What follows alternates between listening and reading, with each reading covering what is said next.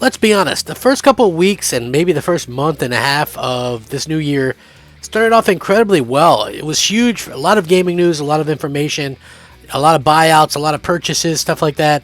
And it seems to have slowed down a little bit, but new rumors always are going to creep up like this, and we continue to see stuff like this pop up. And I feel like, it's fun to talk about this stuff, Like, I understand that not everybody cares or not everybody realistically is going to want to talk about the same stuff, but for me personally, this is exciting. These are the exciting times of video games, probably the most exciting times that we've had for stuff like this in a very long time, and we continue to see like video games grow. We continue to see video game companies get bought out. We continue to see video game companies do things that we didn't think would happen, and that's going to continue to happen this generation, and that's going to continue to happen as things continue to progress through the years. And for me personally, I feel like what Microsoft and Sony are doing is unprecedented, and there's a reason to be excited about the future of these platforms and these consoles and things like that. And hopefully you guys understand where I'm coming from with this, because at the end of the day, it really does go to show just how far we've come as gamers. And these companies are out there doing these things that nobody else really thought about before. We never really thought about Microsoft going out there and buying these huge companies and doing these type of things, and here they are. They're out there doing it. They're out there surprising everybody. They're out there kind of shocking the world, so to speak.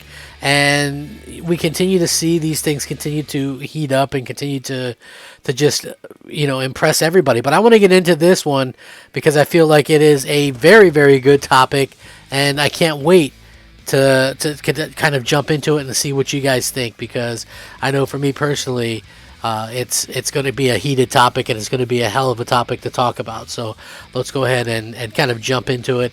What's up, everybody? It's me, Crap Gamer, with Crap Gamer Reviews, your home for gaming news, opinions, reviews, and much more. You'll probably notice some changes around here, but you know what? That shouldn't stop you from, sending us a like and that kind of stuff if you do enjoy the content. And thank you guys so much for taking time out of your busy schedules to watch one of my videos. It really does mean the world.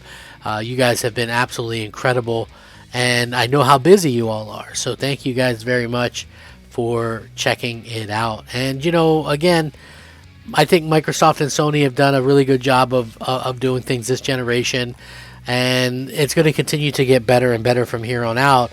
And that's an exciting prospect, in my opinion. I think that obviously Microsoft and Sony have a way that they're going to do things in the future, and to be able to continually be surprised by these companies at this particular point in time, I think that it really just goes to show how far we've come.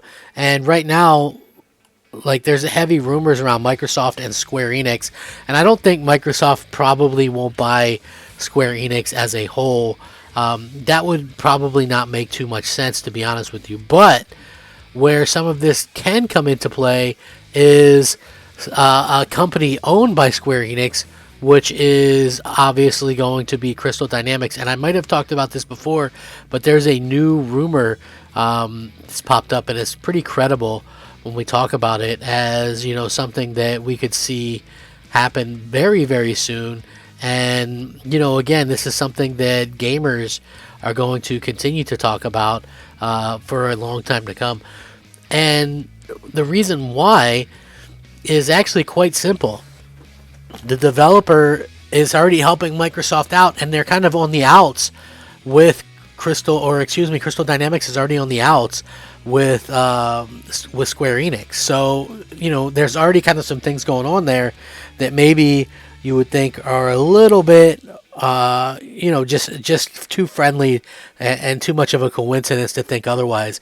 So Microsoft is still obviously hovering over the city-sized crater that it created when it dropped the $60 or $70 billion purchase of Activision Blizzard, and now speculation turns to which giant publisher they may or may not pick up next. But obviously, one question makes more sense than the others, and it's one not everyone close to this scale, even before the Bethesda and Activision purchases. This is one that always stood out to this person and a lot of other people. Crystal Dynamics. They've existed in some form or another since 1992, and their past eras were most famous for Gex and Legacy of Kain games, but in the modern era, they are known for their revitalization of the Tomb Raider franchise and efforts to try to turn Marvel's Avengers into a live service looter. Now, that didn't work out too well. For starters, at least from the outside, the relationship between Crystal Dynamics and Square Enix has seemed somewhat strained. Square Enix famously said the much-praised Tomb Raider reboot failed to meet sales production expectations, and despite millions of it being sold, and more recently has repeatedly brought up Avengers as a failure, contributing to its lackluster bottom line over the past year.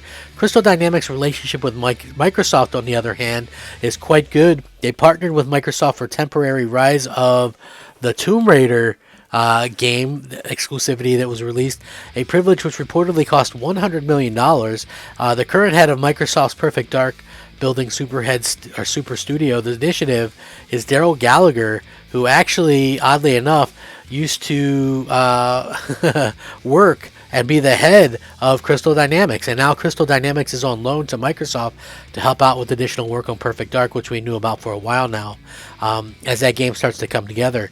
Daniel Newberger, who directed several Crystal Dynamics Tomb Raider games, is also leading Perfect Dark. So you can see the picture that's sort of being painted. Crystal Dynamics feels like an odd fit for Square Enix in the first place, a leftover artifact from the Eidos acquisition, and no matter what they do, they seem to be somewhat underappreciated by the publisher. First with Tomb Raider, now with Avengers. Meanwhile, they have deep connections with Microsoft, with how much work they've done with Xbox over the years, and how many of their old leaders are over there already. It feels like a pretty natural progression and a natural fit. In this day and age, you might not have to rule it out, Microsoft attempting to buy Square Enix outright, given their unlimited money, but as a Japanese company, that poses some complications. And Square Enix obviously has a very tight relationship with Sony and PlayStation, but Crystal Dynamics becoming a Microsoft-owned developer, that's an idea that makes a whole lot of sense, as given the right project, and they could continue to do other projects. Who knows what the future could hold for them, but it does sound pretty incredible if you think about it. And you know, we're going to continue to see a lot of these companies continue to, you know, do these amazing things in the future. I would love to see what they could actually do, you know, in the future with something like a Square Enix and things. I just think that would be a heck of a developer to pick up. And you know, again, we keep seeing things happen, and we don't know exactly what the future holds for sure, but we do know that Microsoft is very smart, and we do know that Microsoft has a lot of money to kind of do what they want.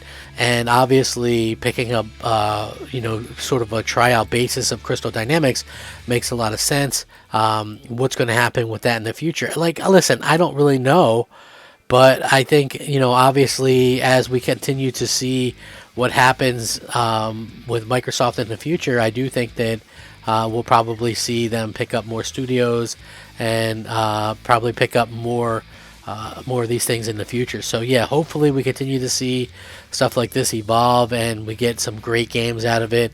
But at the end of the day, it really just matters what Microsoft's plan is and how they kind of react to this kind of stuff. Like, for me personally, I would love to see it. I love the Tomb Raider games, but I don't think that they need them, since the last Tomb Raider game wasn't even made by them.